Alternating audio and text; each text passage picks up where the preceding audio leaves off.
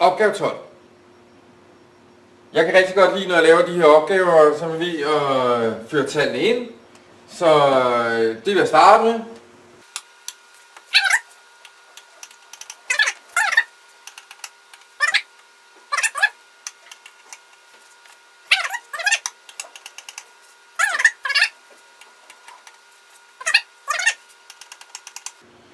Når vi arbejder med Kirchhoffs lov,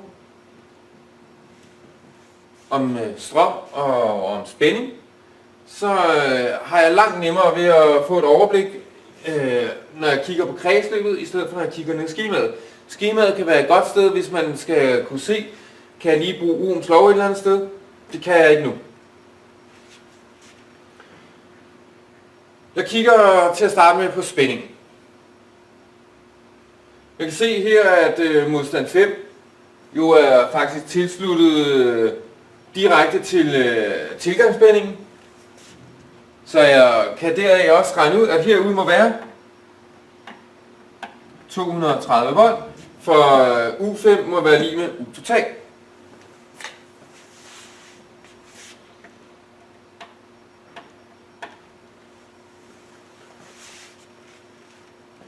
Så har jeg her modstand 2 og modstand 4, der er placeret parallelt. Eftersom der kun er et spændingsfald i en parallelforbindelse, så er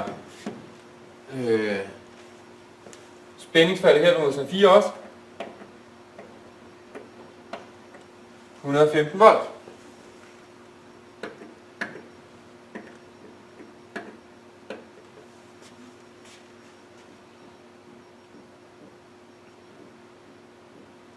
Nu kan jeg ikke lige umiddelbart se mere med spænding, og så må jeg finde på noget andet. Jeg kan sige, er der nogle steder, jeg ved noget om, kan bruge Ohms lov? Hvis jeg kender to værdier for en modstand, så vil jeg altid kunne bruge Ohms lov. Og det gør jeg her med modstand 4. Jeg kender 115 og 1,4.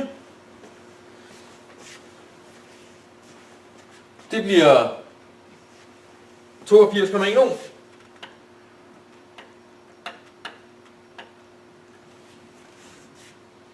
Det hjalp mig egentlig ikke så langt hen ad vejen. Så jeg bliver nødt til at prøve at kigge på, jeg vælger nu at kigge på spændinger. Sludderrøv, det gjorde jeg lige før. Strøm. Jeg vil gerne se strøm. Jeg vil en her løber der 3,2. De deler sig i det her knudepunkt.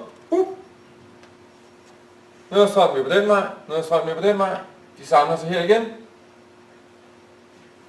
Så I3 må altså være lig med I1, 3,2 ampere.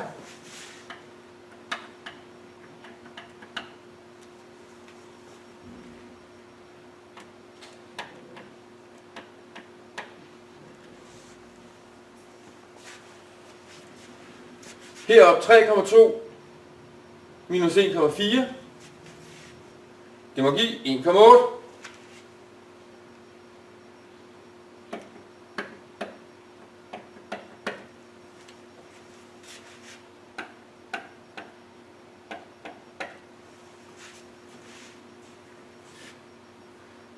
Jeg ved også, at der kommer 4,5 ampere ud her.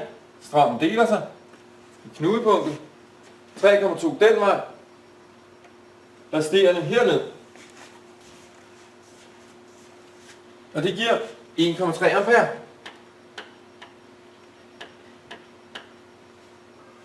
Vi mangler spændingen her ved modstand 3.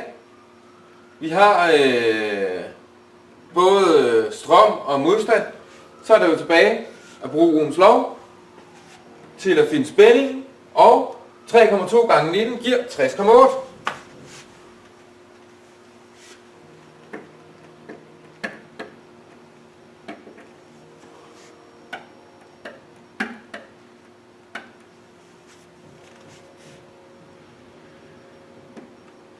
Når jeg kigger på kredsløbet, så ved jeg, at det er en serieforbindelse, en parallelforbindelse og en serieforbindelse. Her vil altså være 3 spændingsfald til stede, så U total må være lig med U1 plus U2/4 plus U3. Den viden vil jeg benytte mig af til at sige, at U1 må være lige med U total minus U2/4 minus U3, og 230 minus 115 minus 60,8 giver 54,2 volt. Nu er jeg tilbage og bruge Ohms lov og sige R er lige med U delt med I. Så hernede R1 er lige med U1 delt med I1. Det giver 16,9 ohm. Vi har modstand 2. 115 delt med 1,8 giver 63,8. Modstand 5, det er 230 delt med 1,3, det giver 176,9.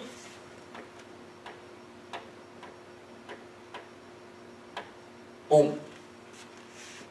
Den totale modstand er 230 delt med 94, det giver 51,1.